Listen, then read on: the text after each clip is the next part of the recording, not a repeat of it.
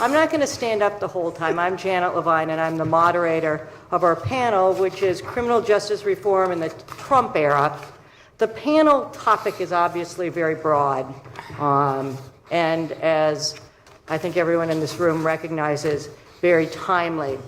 With our outsized prison population, and with our understanding as those involved in the criminal justice system of the consequences of a criminal conviction or even an arrest or even a run-in with the system, reform has been a hot topic for a few years. Today, as we sit here almost a year after President Trump's election and 9 months after he took office, it's a good point to look back over the last year, see what changes have occurred, and look forward to the next several years and see what they promise for reform in the criminal justice era. At our lunch today, the Deputy Attorney General said several things, but one which is really key, and I think I'm quoting him right, it's only 4 words: priorities change over time. I think if we ignore that the priorities in the criminal justice system have changed in the last year, we'd be blind.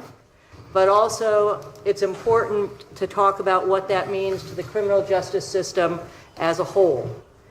What we brought for you today are people from various perspectives and various offices, people that are involved in federal and state criminal justice systems, a woman involved in advocacy.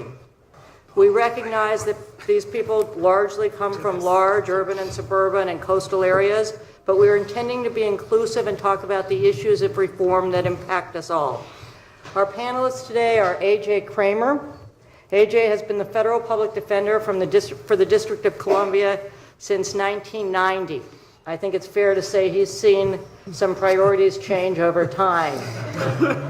From, I believe, President George Bush I to the current president. And before that, he was an assistant federal public defender in that island, San Francisco, for about 7 years. AJ is a fellow of the American College of Trial Lawyers, a member of the Department of Defense Advisory Committee on Investigation, Prosecution, and the Defense of Sexual Assault Cases, and various other committees. We have at the far right, my far right, your far left, so we won't place him anywhere on the spectrum, Zachary or Zach Terwilliger. Zach currently serves as an Assistant Deputy Attorney General at the United States Department of Justice. My newest partner says he's also a really good guy. As a DAG, Mr. Terwilliger oversees a wide variety of criminal issues for the Deputy Attorney General and is responsible for managing aspects of the Office of the Deputy Attorney General. Before this, Zach was an AUSA in the Eastern District of Virginia for 9 years, and he prosecuted all types of crime, from white collar to organized crime to violent crime and human trafficking. He served as counsel to the Senate Judiciary Committee and serves as an adjunct professor at George Washington University on a class on human trafficking. We have Tina Luengo here. Tina, or Justine, is the attorney in charge of the criminal practice of the Legal Aid Society in New York. She began her career there in 2002 as a staff attorney. She was promoted to supervising attorney in 2007. She continues to directly represent clients, train and manage a team of attorneys, and work on reform.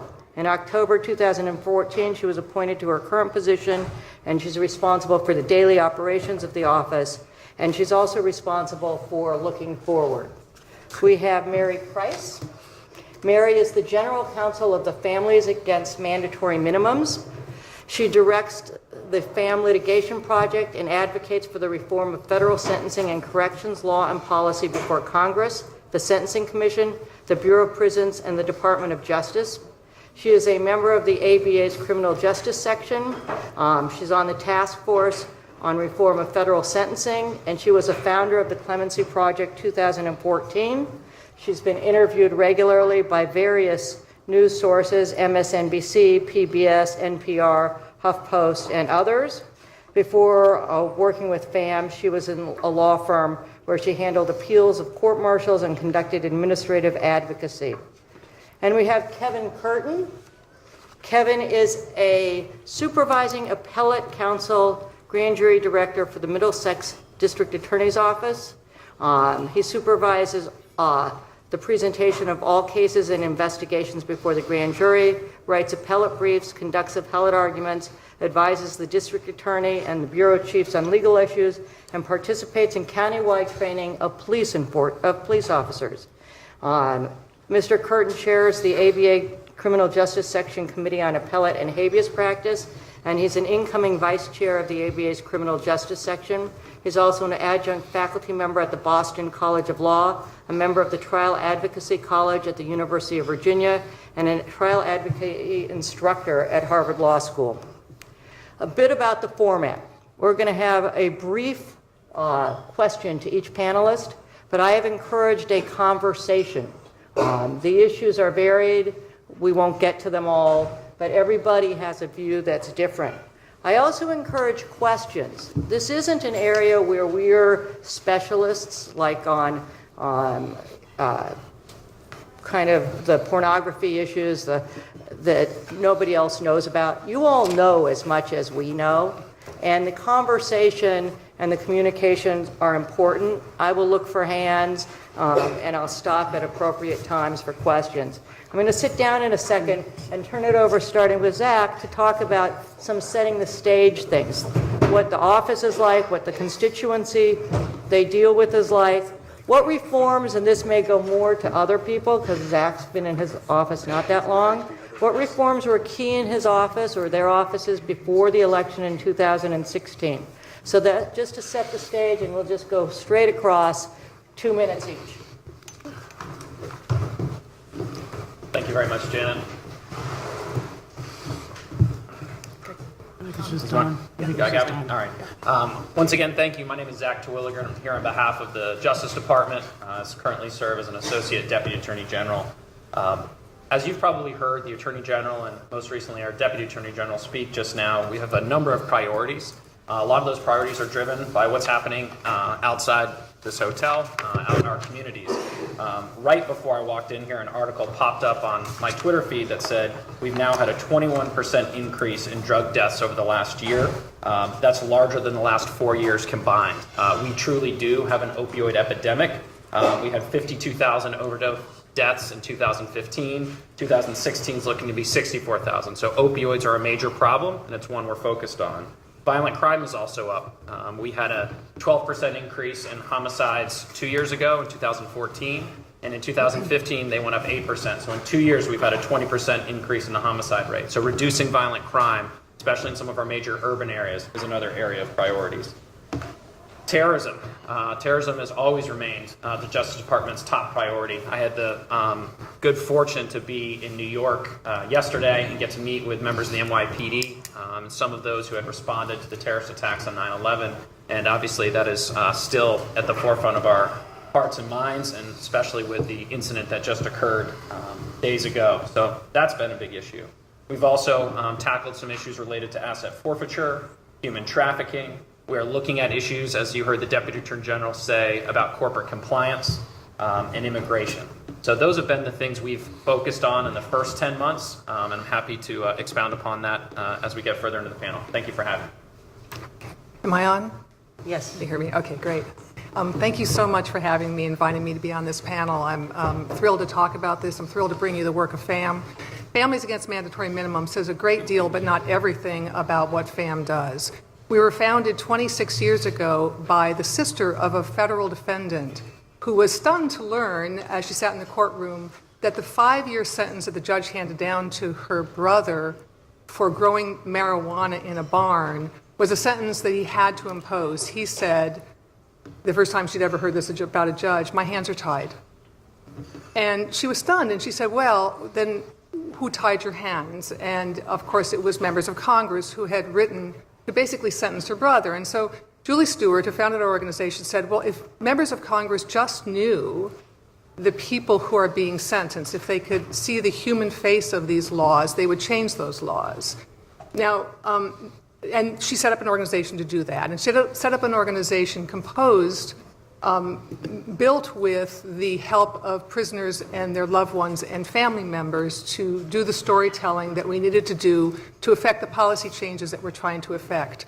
And I was speaking earlier today with somebody and talking about the power of storytelling. One of the things that strikes me about sentencing at a mandatory minimum sentencing hearing is that you can tell all the stories you want, but they don't have any power. They have no power to change what the outcome will be. And so sometimes people even give up on telling the story at all.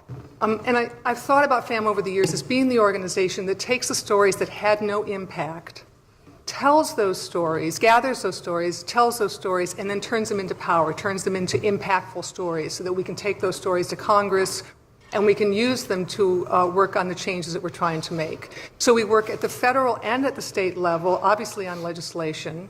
We work in front of the U.S. Sentencing Commission. The Sentencing Commission has done more about sentencing, I think, than Congress has over the years, both positive and negative. But a number of the reforms recently have been Sentencing Commission reforms, so we're really proud and happy to be in that work. As a number of you know, we worked very hard on Clemency Project 2014. I was MIA from my family and much of my office for 3 years, working with Jim and Steve and others to find and tell the stories of those people, to try and convince the president, the pardon attorney, the DAG, that these were people who had been sentenced to terms that they would no longer be sentenced to and deserved to go home. What else do we do? Oh, we work on litigation. We take positions in precedent-setting cases in front of the court.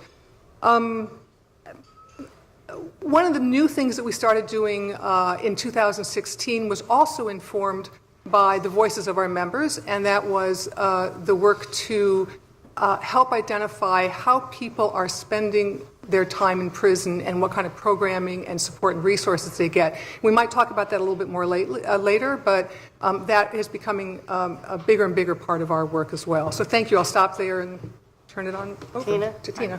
Hi, I'm Tina Longo. I'm the attorney in charge of the criminal defense practice at Legal Aid Society, which is New York City's largest and primary public defender.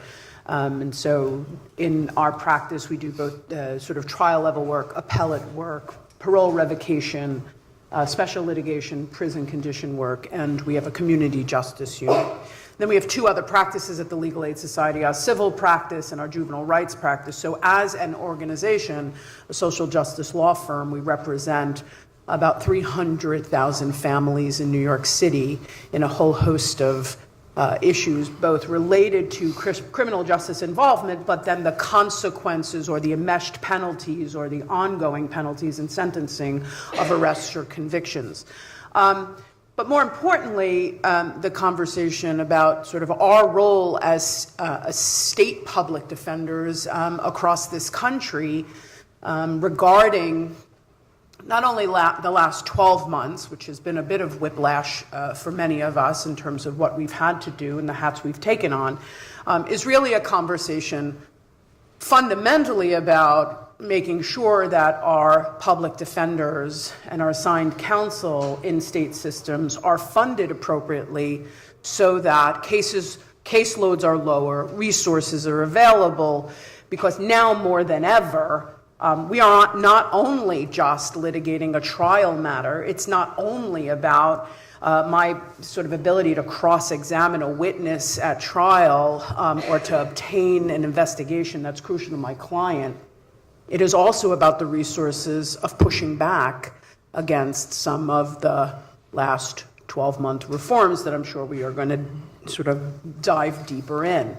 And so when we're talking about the role of a public defender in the state system, we're talking about one with many hats. And I think fundamentally what has changed about that, certainly from the time that I started, which feels like a million years ago but wasn't very long ago, was that when I was the line public defender in Manhattan, and I was in arraignments and I was representing clients, I was sort of singularly focused on that case. I was singularly focused on that client.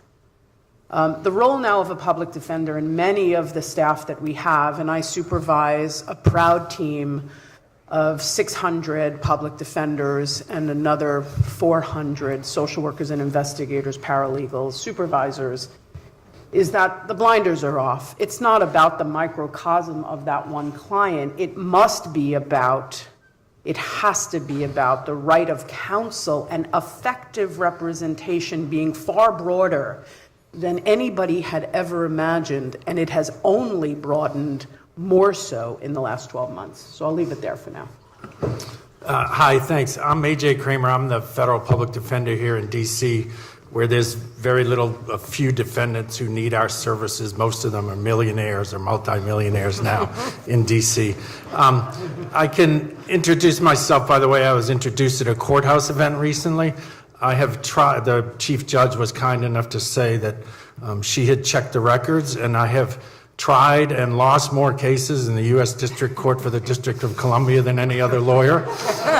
I have argued and lost more appeals in the U.S. Court of Appeals for the D.C. Circuit than any other lawyer, and I topped that off with a 9-0 loss in the Supreme Court. So I think when somebody referred to the criminal justice system as a joke and a laughing stock the other day, they had me in mind. I know the title of it is the reform in the Trump era, criminal justice reform. I guess from my viewpoint, I would call it criminal justice regression in the Trump era from what I've seen so far. And I will read you some words that I think encapsulate the way I view it. Mandatory minimum sentences have unfairly and disproportionately incarcerated a generation of minorities. We should be treating our nation's drug epidemic for what it is, a public health crisis, not an excuse to send people to prison and turn a mistake into a tragedy. That, of course, is Rand Paul's words, and I think that they encapsulate what ought to be going on in the criminal justice system, at least with respect to drug crimes. Thanks. Kevin? So I'm Kevin Curtin. I'm an assistant district attorney from Middlesex County in Massachusetts, and I'm here to hopefully provide some insight on things that are going on law reform on the state side.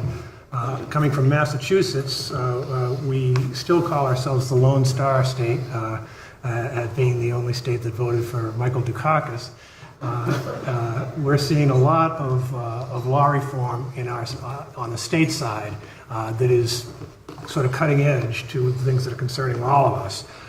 Issues like charging, issues like sentencing, bail and fines and fees, immigration policy, which is at the sort of intersection of the street, the neighborhood, and national policy, has been something that's been of great concern in my state bar association, as here in the American Bar Association, and particularly in the criminal justice section.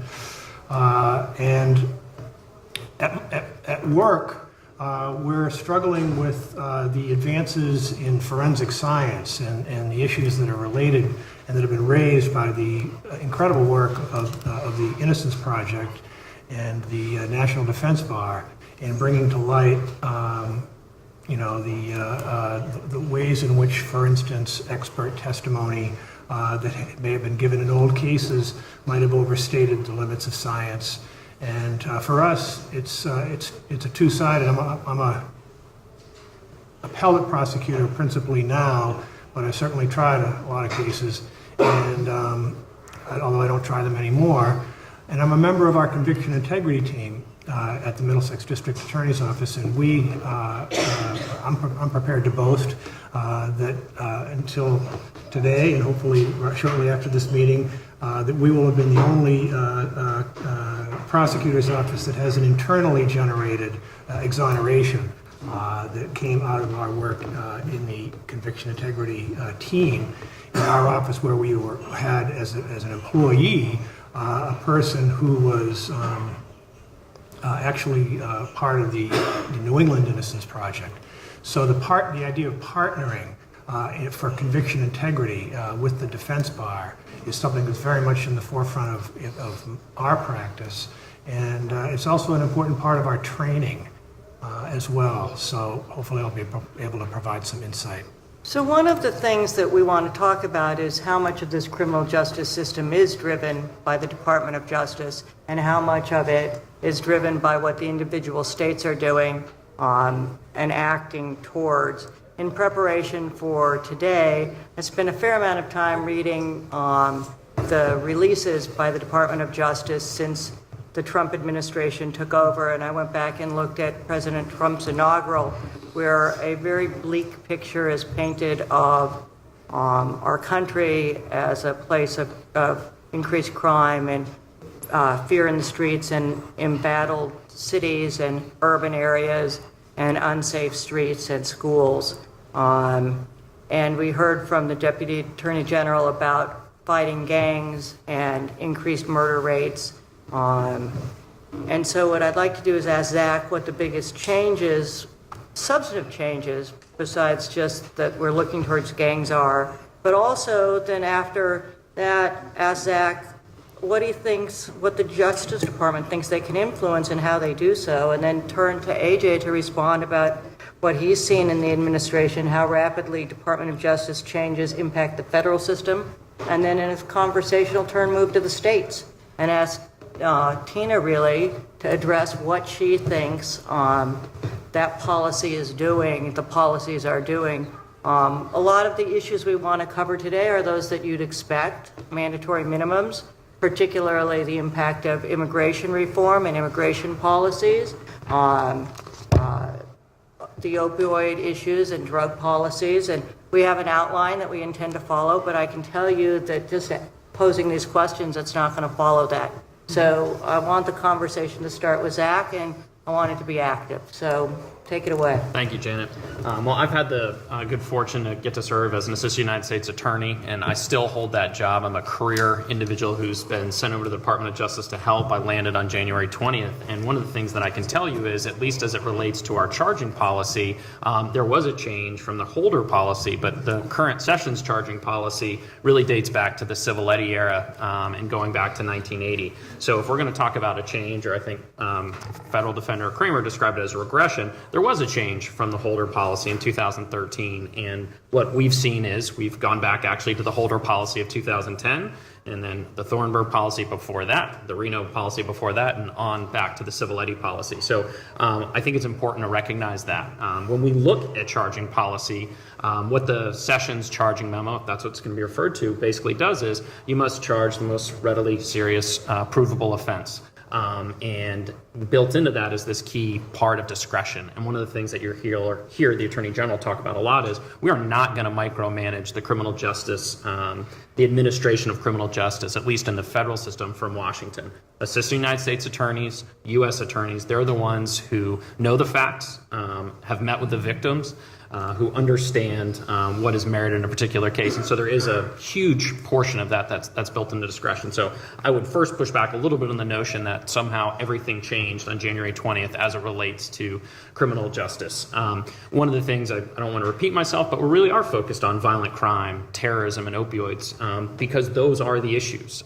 There's fundamental rights in this country, all of which you all are aware. Well, one of those is to be alive and to be safe. And right now, opioids are attacking us, and they're attacking everyone, regardless of age, socioeconomic status, gender identity. We are having a massive amount of death because of fentanyl. So one of the things we spend a lot of time talking about is fentanyl. The Deputy Attorney General recently went to China to push back on the Chinese and all the importation of fentanyl that's happening. So that's one thing. The other thing that we've done is Project Safe Neighborhoods is a marquee Justice Department program, and it's basically a task force model, federal, state, and local law enforcement working together. And one of the benefits of Project Safe Neighborhood is it doesn't result in everyone being charged federally. You look and you compare with your state and local counterparts like Kevin, where should a certain case be taken? I'll tell you, the Attorney General feels very strongly that we shouldn't be prosecuting low-level drug defendants. If you look at the number of low-level drug defendants in the federal system, those charged with simple possession are largely people who are backpacking loads of drugs across the southwest border, and rather than get charged with trafficking, they get charged with possession. But if you look at the people who are actually in jail and what the targeted approach is, it's those folks moving heavy weight who are part of organizations like cartels where violence follows. So at least since I've been there, the focus has been getting a handle on violent crime, focusing on opioids, remaining ever vigilant on terrorism, and there has been an increased reinvigoration, refocused on a federal, state, and local collaborative model as far as law enforcement. And we have returned to the most readily serious provable offense, which I think one thing that we don't talk about enough is it's the executive branch's role to enforce the law, and it's Congress's job to pass the law. And those are the laws that are on the books. And so while there is discretion built into the charging memo, we must have a baseline and we must start somewhere. And I do believe that's what the Sessions memo does, is it starts a baseline, but then builds in discretion to avoid an unjust result. So actually what I heard was that regression is what's going on way back to 1980 or maybe before. So it seems strange to me that when somebody shoots somebody and people say guns kill people, no, people kill people, guns don't have anything to do with it, and yet we're under an attack of opioids. I haven't seen many opioids attacking people lately, but I guess it's just a difference in philosophy. It's all about people. It's all people either committing crimes, defendants or victims of crime. They're all human beings, and the discussion I heard about violence, and yet the Sentencing Commission stats are, in 2016, 1.3% of drug offenders used, threatened, or directed the use of violence. So the notion that it's primarily violent drug offenders in the federal system locked up is absolutely false. That 98.7% of them had no violence in the offense, according to the Sentencing Commission and DOJ's own statistics. So if you're looking for enlightenment, I think, and look, I understand elections are elections. People, policies, and people put into policies what they believe they were elected for, and that's the way our system works. I can't quibble with that. What I can quibble at, I guess, is the wisdom of the policy or the effectiveness of the policy and how it translates into human beings and who's being prosecuted and who's being imprisoned. Can I jump in for one thing? I'm sorry. Go ahead, Mary. If I can take privilege. I think one of the things that Zach said, that U.S. attorneys are not going to be micromanaged, gives me only faint reassurance, because the thumb on the scale here is a directive to prosecutors that they charge the most serious, readily provable offense. Now, you measure what is the most serious offense by the length of sentence that you're going to get. And what we know is that frequently low-level drug offenders are subject to mandatory minimums because of the drug quantity that they're associated with, not because they're violent offenders, as AJ pointed out, but simply because of drug quantity and type. And so we know, and frequently the Bar Association and others have said, the drug quantity is a very, very poor proxy for culpability. Over half of the people in federal prison are drug offenders, and most of them do not have aggravating roles. Very few of them were involved in violence or the threat of violence, and some of them were associated with a gun, but not a gun can be the co-defendant's gun. So I'm very concerned that we're going back, and I'm very concerned. Jim and I have talked about, this is the blueprint for Clemency Project 2022 or 2024. I mean, we're keeping the lines open, and we are quite worried. So I'm not reassured by the failure to micromanage. I would much rather that better direction be given and more discretion be restored. And Janet, can I just respond to that? Sure. So to both those points, and I appreciate that we're having this dialogue, and I appreciate that probably many in this room, disagree with the policy. So I just want to say thank you for the opportunity to talk about it, because I do think it's through dialogue that we can gain some things. One of the things that I think is important, I've prosecuted a lot of cases. One of the things that I'm going to talk about is my anecdotal experience. I'm not a statistician. I can tell you, I prosecuted a couple marijuana cases, high quantity marijuana, where a gun was involved. Some people got killed. Anytime there's drugs and a gun involved, I consider that the potential for violence.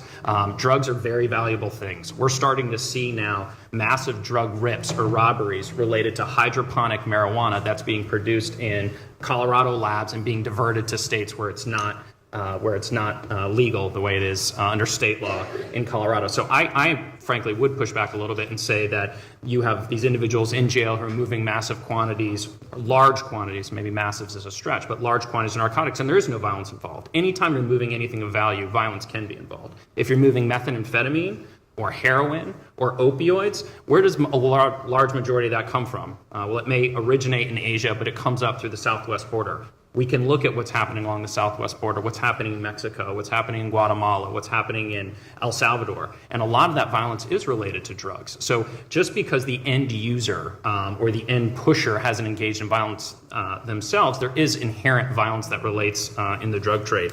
As far as to Mary's point about that she'd like to see, she's not necessarily reassured that this is happening out in the communities.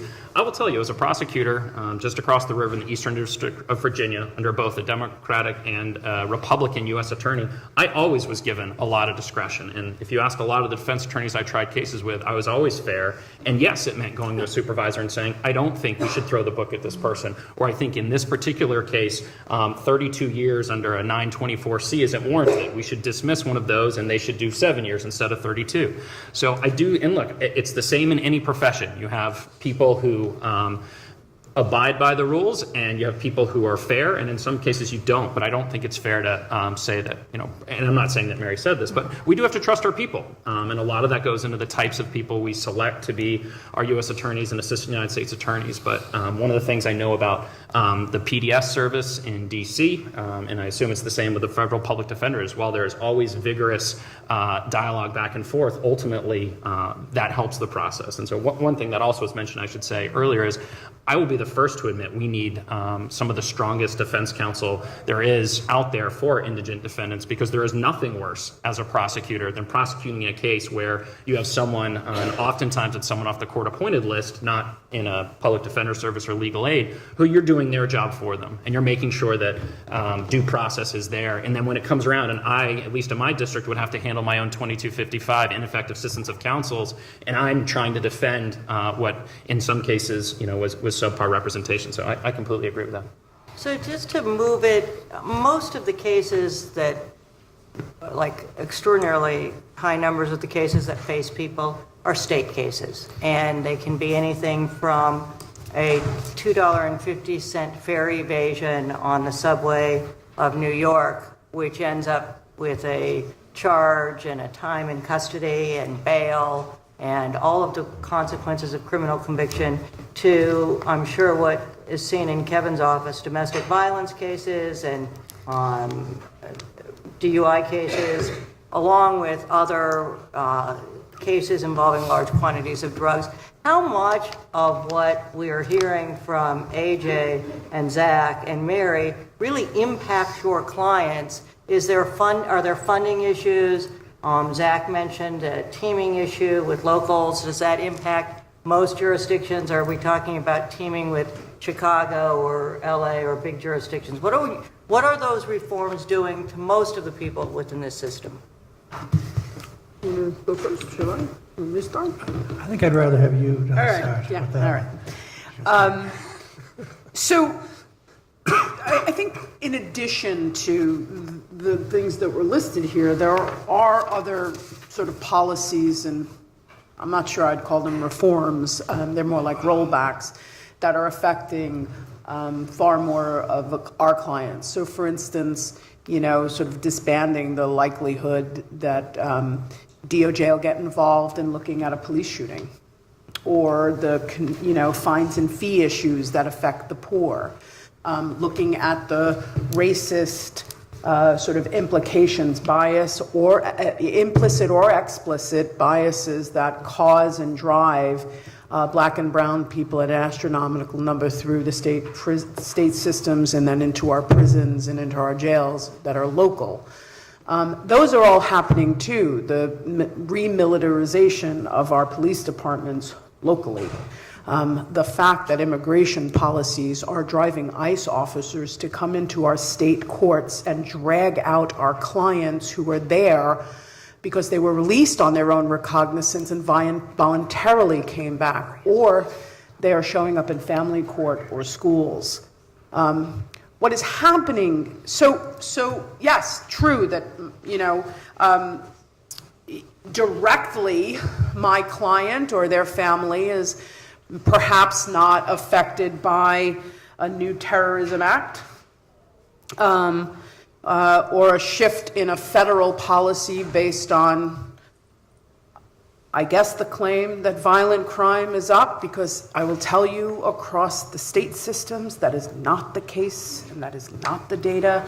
Certainly in New York, it's been disproven over and over again that violent crime has gone down. By the way, as we stopped stop and frisk and reformed police community relations. So we're not seeing that. So hard to wrap my head around that that's happening. So you have to look at the totality of what's happened since January 20th to really get to the heart of what is affecting our clients and the communities. And then when I hear that there is going to be this sort of reinvigoration of the Project Safe Neighborhoods, which is going to be a targeted approach. So what I hear as somebody who represents Black and brown people every single day in New York City is I'm going to pick those communities and I'm going to try to push local police and fund local police and perhaps partner with DAs to go into those communities and have a militarized police presence. That shifts from a federal policy to what affects our clients, the people who we see every single day. And that's the concern public defenders in the state system have to have. In fact, I'm going to say, while an adversarial system, I think it's also affecting our colleagues who are state prosecutors, because they have bought in over time, using their data, that they can reform and not charge a misdemeanor, and perhaps divert somebody who did a turnstile jump, or look at young people and women as victims and those with trauma-based issues and divert them sooner, that they are struggling with. What's my role as law enforcement? So there is a like it or not, and I'd like to not like it. I'd like to not actually have to worry about that. But again, as I said in my opening comments, we do. So before we go to Kevin, Rory, you had a question. Or part of the conversation, and I encourage this. So I have a question, and Zach, I had your job once under Janet Reno, and so you're the only one on the panel that we're going to direct a lot of questions to. Yeah, John. Rough. Well, here's a question that I've never really been able to figure out. When Janet Reno was the Attorney General, she had this idea that we would push the Department of Justice money to state and local policing efforts. And I've never understood where the federal interest is in just local violent crime. What I don't hear from you or from Rod is we're going to look at securities fraud. We're going to look at, the Gates memo, I guess, brief mention of that. I don't hear that we're going to do civil rights enforcement, which I think has always been a particularly special federal interest ever since the 14th Amendment that's enacted. Where is the value in just doing local violent crime, which state authorities should do and are competent to do, I hope, as opposed to not doing certain things that I would consider to be specially federal interest? Immigration, terrorism, I get those too. Where's security? Where's the sort of organized crime, not gangs in a local way, but multi-state? Where's the civil rights defenses? Absolutely. So two things, and I'll try to remember all your questions as well as the points that were just made. One thing I do want to say about New York, New York is doing a phenomenal job, so I think you're incredibly lucky to practice there. I was just up there the other day, and one of the things I got to view was CompStat, which is their digital analytics, and the NYPD does an amazing job. I was just blown away at how, with a population, someone's going to correct me on this, but much, much greater than Chicago, they can have an eighth of the crime rate. So there is no question that NYPD is doing through their CompStat program. I got to witness one of their presentations in the Bronx, and they are just tremendous. Unfortunately, they're the outlier. So what I would say is, to one of your points, Rory, unfortunately, I come from a law and order state, or a state that bills itself as a law and order state in the Commonwealth of Virginia, and perhaps Kevin can speak to this. My colleagues who are assistant Commonwealth attorneys simply do not have the time or the resources to devote to cases the way that some of my AUSA colleagues do. So what we do see oftentimes are very violent criminals. I prosecuted many of them once they rose to the federal level who had 8, 9, or 10 null pros charges.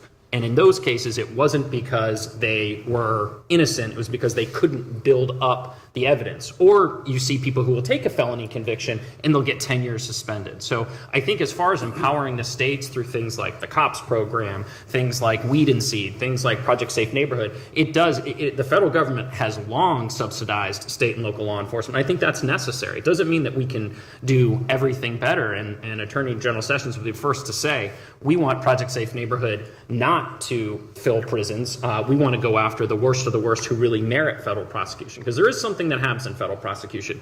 Generally, you get a swift sentence. Generally, there is truth in sentencing. Whether you agree it's too high or too low, there is truth in sentencing. You know what you're going to get.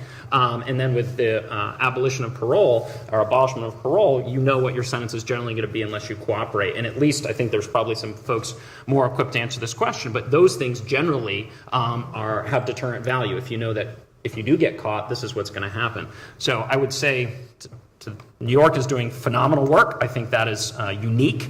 And to your point about these other things, I don't think anyone in the Justice Department has stopped going full bore ahead on corporate compliance. I think over the last years of the Holder and Lynch administration, we were recovering from 2008, and they decided to make that their outward facing. But it's not as though we've moved resources out of our FCPA or fraud unit. And as far as civil rights goes, as you may have seen, we recently sent a prosecutor to work on transgender issues. When it comes to police reform and civil rights, I do believe there may be a fundamental disagreement about the value of, or the impact, I won't say the value, the impact of what consent decrees can have on a police department. I've had the opportunity to talk to the police superintendent in Chicago on multiple occasions, and he will talk about, because of the terms of that, every time they encounter a citizen having to fill out reams and reams of paperwork, and what that does for things like community policing and good relationships there. So we'll be the first to say, yeah, there has been some shift as far as what we're focusing on, but I don't think it's fair to characterize that we're not concerned about fraud. I mean, one of the things, frankly, we're waiting on is some of our nominees to get confirmed. We don't have an assistant attorney general for the criminal division yet, and generally, that's been the person who drives a lot of this. So that's part of it as well. Kevin, so what? So in my experience in Massachusetts is that our numbers are in fact down substantially from where they were a few years ago. We interpret that as being crime. There's been a reduction in crime, including violent crime. So a place like Cambridge District Court, some of you may know Cambridge, Massachusetts, where there was 7,000 cases initiated 3 years ago. We're about 3,500 or 4,000 cases initiated in the most recent year. So we are actually seeing a reduction in our numbers, which is concern, candidly, for a prosecutor's office. And we do believe that there is some policy decisions that have been undertaken with respect to drug enforcement, street level drug enforcement, and the legalization of marijuana, for instance, that have contributed to that. But it's not that things are getting more violent, although it's true that we see more people killed, more young people killed in marijuana trafficking and drug rips like that than almost anything else. That is a serious problem. So I agree with Zach on that. I do, however, we charge a lot of mandatory minimum cases, but we break a lot of those down. And and as a member of the criminal justice section, I've been able to look at this, and I could just say, with respect to the policy of readily proven, the most serious readily provable offense, that certainly may be a place to start in terms of decisions to charge. It's logical. as a starting point for the prosecutor's exercise of discretion, particularly if it's a case that comes in our community courts, our district courts, where the prosecutor is actually not directly involved in the charging decision in the first instance. When more serious cases we're one of these courts where infamous crimes and capital offenses and anything now in our superior court has to proceed by indictment. So we have an opportunity in the meantime to try to exercise discretion pre-charging in the more serious offenses.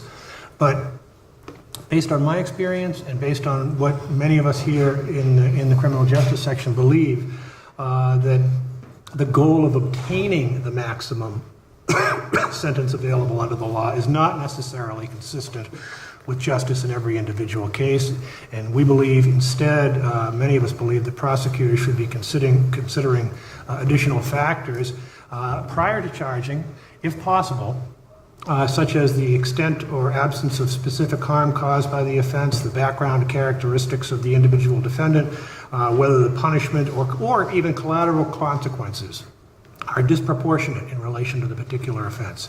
Are we creating unwanted disparate treatment of similarly situated people? Are we complicit in improper biases, including unconscious bias or implicit bias in charging decisions?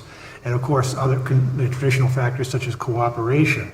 So the question of what charging policy is the most appropriate, given what we know is the fact that there is a racial disparity in the way that minimum mandatory sentences occur.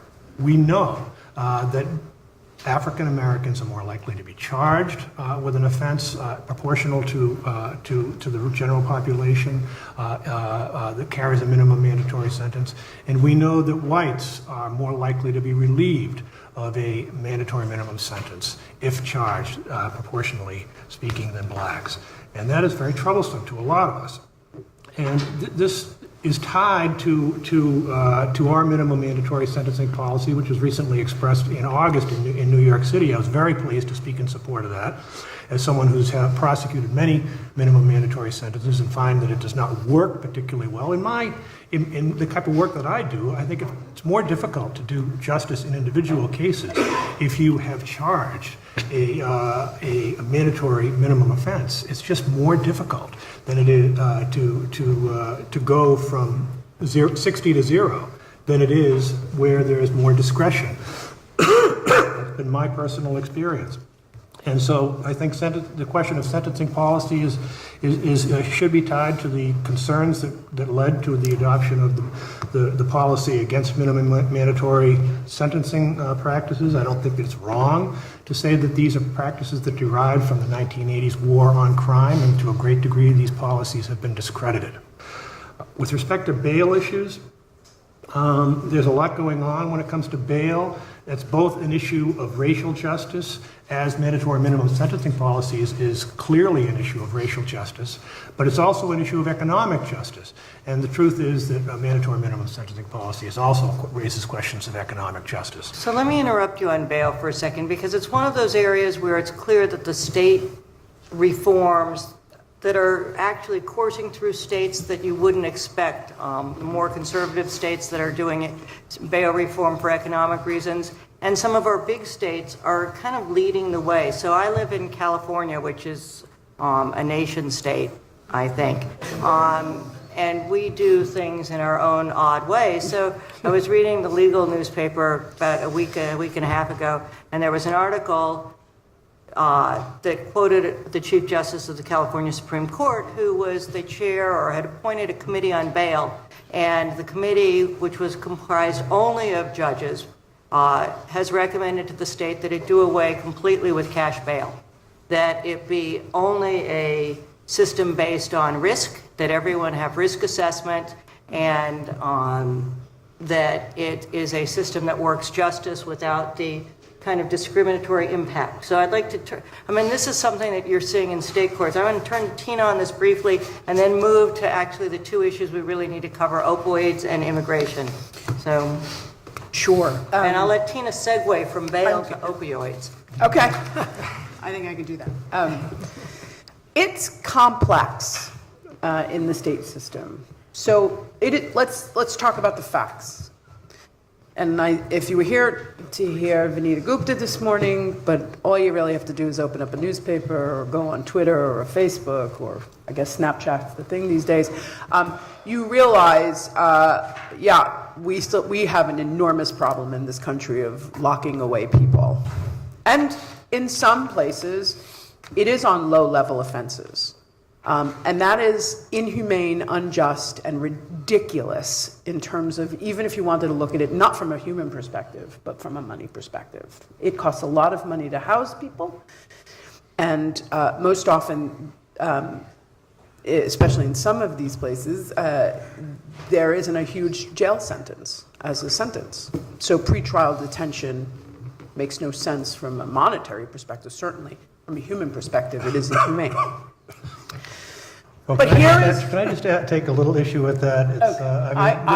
It's, there is a need for pretrial detention. The reason why we have pretrial detention, and in my state it's quite limited.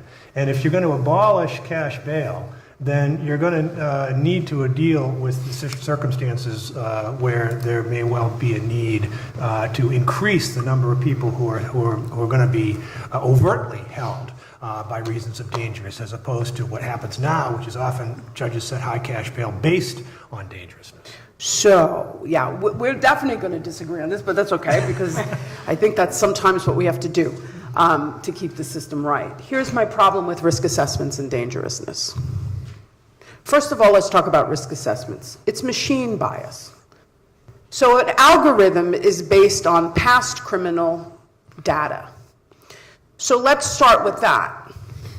We've had decades,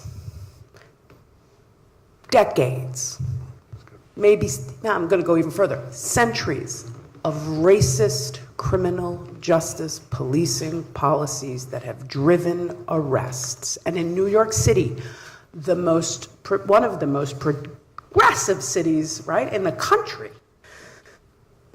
we've had stop and frisk that for a decade rounded up tons of our young black and brown kids on low-level offenses and forced pleas after plea that gave long criminal histories on low-level, nonviolent offenses.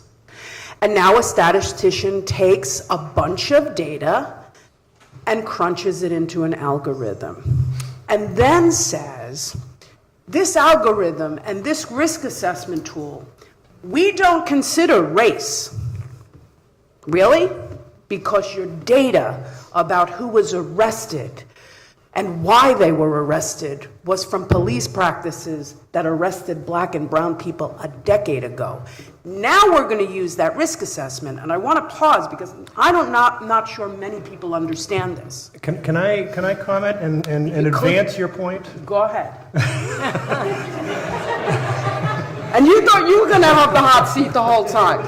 Okay. I think that this is one of the beautiful things about being a member of this section, is that, and I think that the policy that is now ABA policy strikes an appropriate balance between these competing considerations. And I would point to, for instance, Resolution 112C and 112D, which were adopted over the summer. Cherise Fano, Justine Bigham, and Jamie Hawk of our Pretrial Justice Committee, supported by Sarah Dill and Lauren King, developed these resolutions that, one, prohibit the use of financial conditions of release when it comes to juveniles. So juveniles are not going to be held because mom is too drunk to post the $25 under this policy. And we have seen that in Massachusetts. This is one of the few places that where cash bail is used with juveniles. And it's obviously, so, and for adults, ABA policy urges policies that ensure that pretrial detention should never occur solely on a basis of inability to make bail. And importantly, and this is Tina's point, which I certainly agree with, to use objectively verifiable criteria that do not have a discriminatory or disparate impact on vulnerable classes of citizens.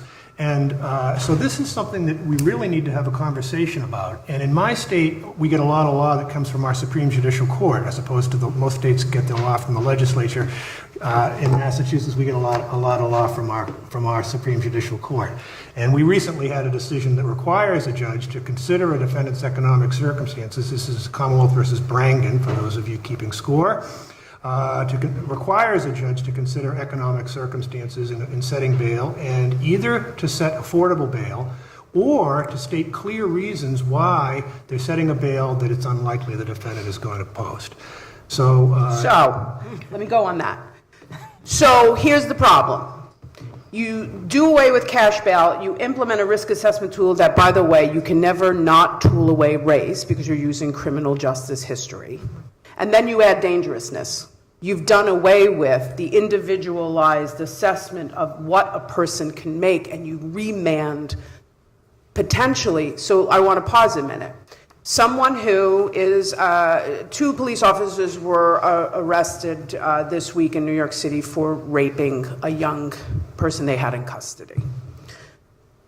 They're white, right? And they work. And they're not a flight risk, which is the only thing we look at in New York.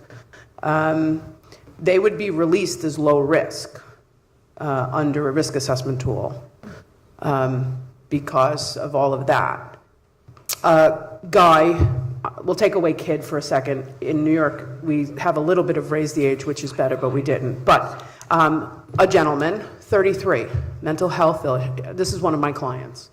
Mental health issues, substance abuse issues, homeless, has 68 petit larceny arrests. He's going to score medium to high. I've run his rap sheet against the current risk assessment that tools for dangerous. He might be deemed dangerous. He will be locked up, remanded. So a judge can't. In a remand situation where dangerous is remanded, you've done away with cash bail, you've done away with the individual assessment. So here's what I want to say, that risk assessments are helping some jurisdictions get a large number of people on low-level offenses out, right? But we have to pause, because what I would hate, any of us, is besides the clemency project that we're going to have in a decade to get rid of all the people, because now we have a new set of problems, I would be hating to sit on a panel in 10 years to go, what the hell did we do? With these risk assessments, we had unintended consequences. So I thought this would be the upside of criminal reform.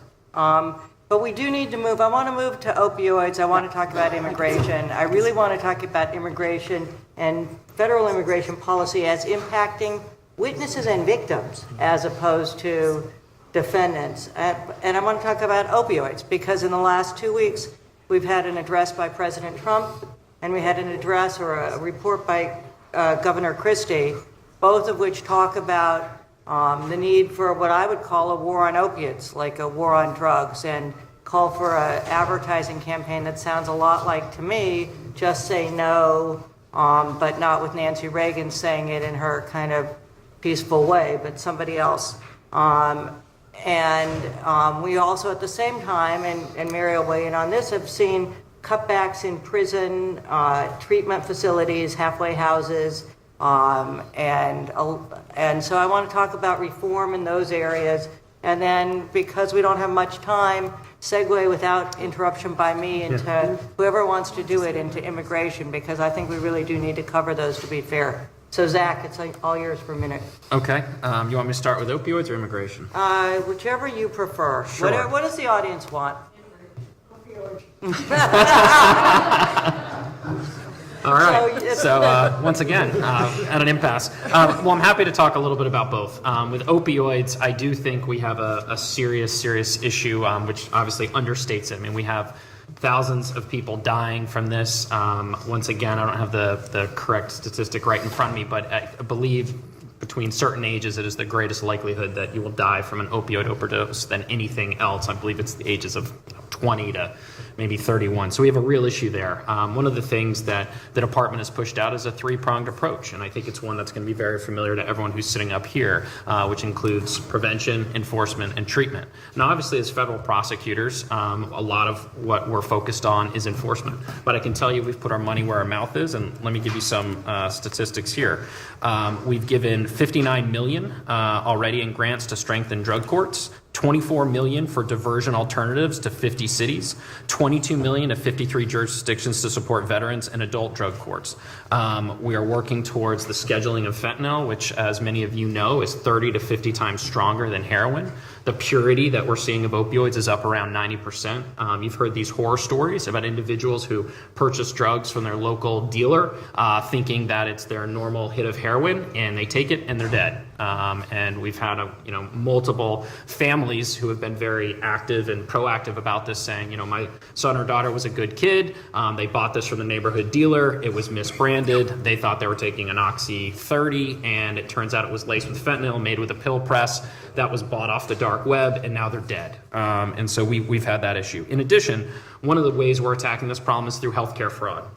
One of the things that we've noticed when we crunch the data, which is incredibly important, I think that's a huge difference between fighting crime now than fighting crime in the Civiletti or the Barr Thornburg era, is that now we have access to a lot of data. And what we're realizing is we can identify doctors who are overprescribing opioids, and we can hone in on those people. We can attack the pill mills, and we can attack it through healthcare fraud. One of the other areas that's plagued by this is Appalachia, an area that is often forgotten because it does not necessarily have the sway that along the Eastern Corridor or the West Coast have. And so we have pushed what's called the DEA 360 program to those locations. I know as far as where we've spent our time, the Attorney General and the Deputy Attorney General have been to West Virginia, been to Ohio, been to Pennsylvania, been to New Hampshire. When I was on the Judiciary Committee, we had a great bipartisan effort called CARA, Comprehensive Addiction and Reform Act, bipartisan. And so I think this is one where we all are rowing in the same direction. We realize that the best thing we can do is get people to never start taking these things, because as we've realized, it's very, very hard to get off of them. And we are spending considerable resources trying to prevent and interdict the amount of narcotics that are coming into the United States. Because until we can get China on board with this, until we can interdict these massive loads that are coming in, you're going to see more and more death. So skipping all the way over from opioids to being sentenced for opioids and you're sitting in prison. Mary, when we talked to prepare, you talked about a couple things that you thought were important given this kind of increase. And in terms of money, one of the things I would note, I think, is I read an article in the New Yorker, and if I have the numbers right, Purdue Pharma, who, if I have it right, and if I don't, I apologize to whoever I'm defaming, maybe one of the makers of some of the opioids, and paid like a huge fine of about $600 million or something. So the figures that the department is throwing around seem like ones easily paid by some of the responsible parties. And I'm just asking what FAM or would think of what we're not doing in terms of reform that we should be doing given the prevalence of an epidemic like this. Sure.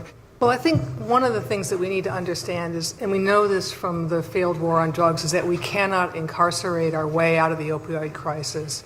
We cannot incarcerate our way to public safety. And we in the Justice Department do agree that public safety is a key sort of point that we need to protect public safety. And one of the things that we know is if we're going to, I think we are going to increase the prison population behind this policy. If we're going to be locking up more people, how do we protect ourselves once they leave? Because 96% of all people in prison are going to go home one day. And in the federal system, nearly 50% of those people get rearrested. 31, almost 32% are reconvicted, and 25% are reincarcerated. And so you have to ask yourself, what is happening while people are inside prison? We have the potential to do some real good while they're there. Now, for FAM, sort of the very first component of ensuring successful reentry is obviously a right-sized sentence. a sentence the judge got to figure out based on the circumstances of the crime and all of the factors that Kevin was laying out, the prosecutors look at. If you remove the mandatory sentence, judges actually look at those things as well, particularly at the federal level. So a right-sized sentence is we think, the first ingredient of successful reentry.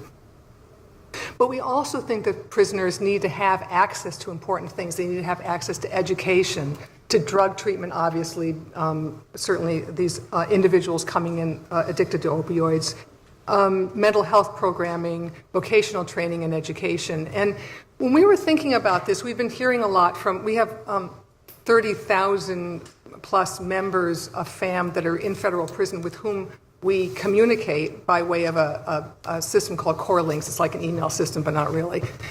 So we actually have this kind of large group of people that we get to ask questions of and hear from. And so we thought, why don't we find out what's going on inside prison by asking the experts, and not the mental health experts or the reentry experts or the criminal justice experts, but the consumers, right? The prisoners. And so last year, we sent out a series of 5 or 6 surveys to federal prisoners and asked them what was going on and what did they need. And we got just remarkable answers back. And I'm not going to say them all because it's too long, but we have a report, and it's called Using Time to Reduce Crime. And what it does It's in your written materials, it's in your, by the way. Well, yeah, some of it's in your written materials. But we learned things like every prisoner wants to have a job, and a job that's meaningful, that's going to help them in the future. And almost every prisoner in the federal system has a job, but they can be pushing a broom around a corridor for 10 hours a week, or they can be working in the law library, and that there's not any kind of continuity in terms of the programming, and that's really critically important. Prisoners need computers. They need to be able to get an education, and you cannot get an education these days, putting aside the Pell Grant issue for a moment, if you don't have a computer that can communicate with the college whose program you want to graduate from. So we have a lot of recommendations there, but really and truly we think that that's important. And can I just say one more thing, a little bit off of what you're asking? Mm-hmm. The states have been really, truly terrific laboratories for reform, right? The headline from the Pew Charitable Trust yesterday was that 31 states have reduced their reliance on incarceration and their crime rates. So it is not necessary for us to be safe to lock people up. It's necessary for us to be smart about how we lock them up, when we're going to lock them up, and what we do while they're there. So Kevin wanted to add something, then I want to move to immigration, and the prompt for that is simply that I read a couple articles preparing for this that talked about things like the domestic violence reporting rates in cities such as LA and San Diego have stayed constant in this administration for African Americans and for Anglos, but they've gone way down for Hispanics. And the supposition of that is that victims and witnesses are afraid to report crime. So let me move to Kevin and then talk about how immigration policy, which clearly is directed by the idea of reducing crime, might impact in ways that we hadn't anticipated. Thank you. Hold that thought. Because I just want to say 2 things. I want to agree with everything that Mary said. Reentry is key.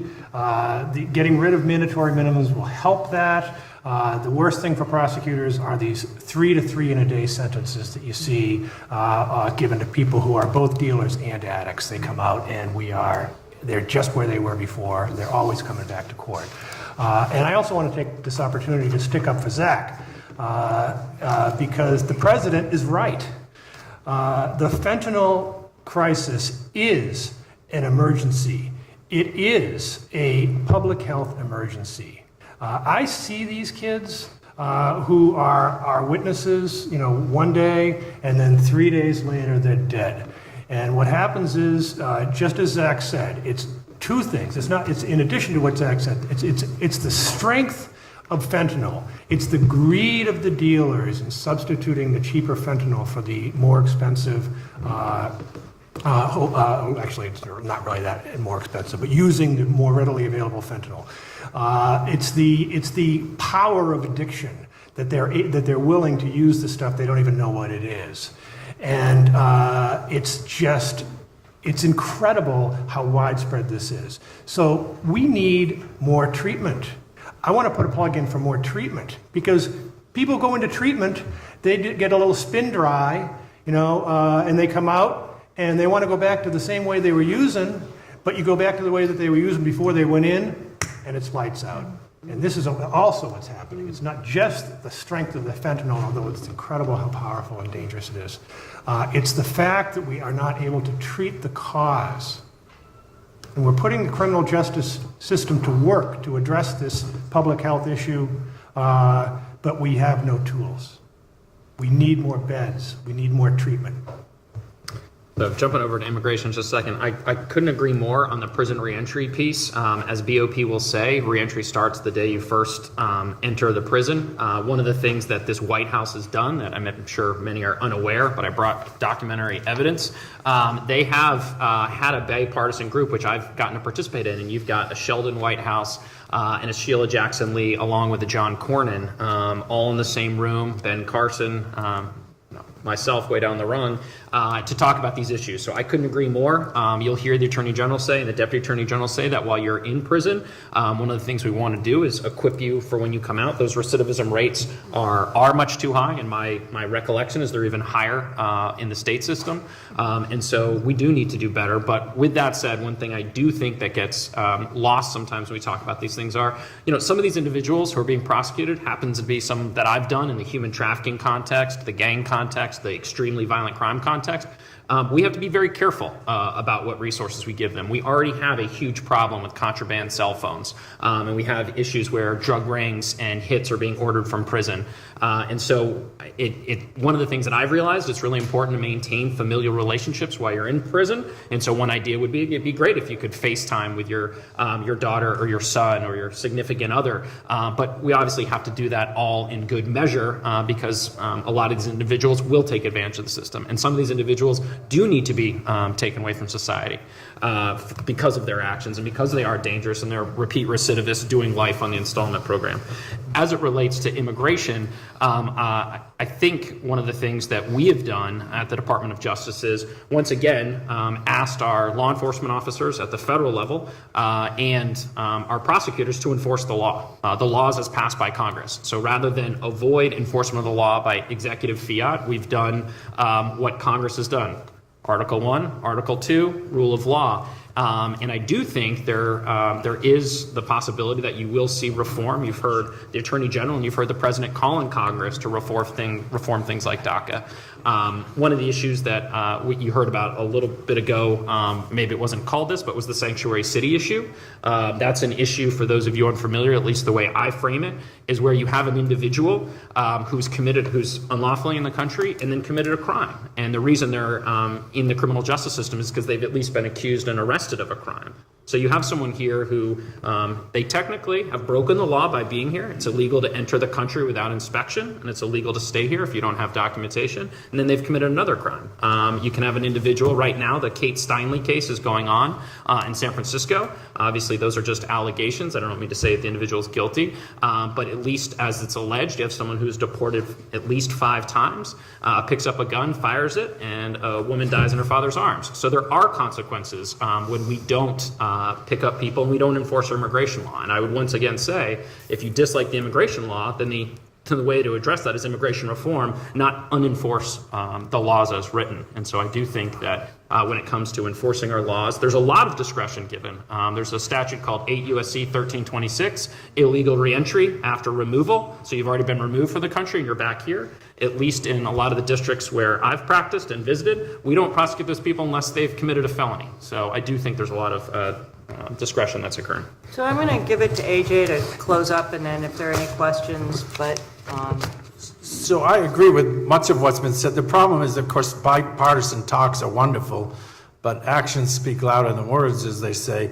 The Department of Justice has cut contracts with halfway houses, which ease reentry and have programs for people. They're cutting halfway houses. They're cutting education opportunities in prison. They're cutting drug treatment in prison.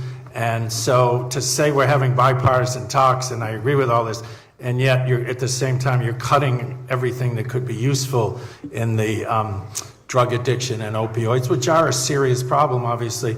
You can't have it both ways. I mean, you can say all this great stuff, and yet what you're doing is counterproductive to what you're trying to say. With respect to immigration, look, it's a much bigger problem, and I have a solution for it. What really troubles me, and by the way, I think Zach mischaracterized the Kate Steinle facts. That what is being portrayed is much different than what the defense at least is saying actually happened, which is that there was a gun there. He did not have a gun, but there was a gun there. He picked it up. He did not fire it. It went off accidentally. It ricocheted and hit the woman, and it was a terrible tragedy. Don't get me wrong. It's a horrible tragedy. So we had someone illegally in the country, deported 5 times, who picked up a gun, allegedly, and it hit someone and that person's dead. I'd agree with that characterization.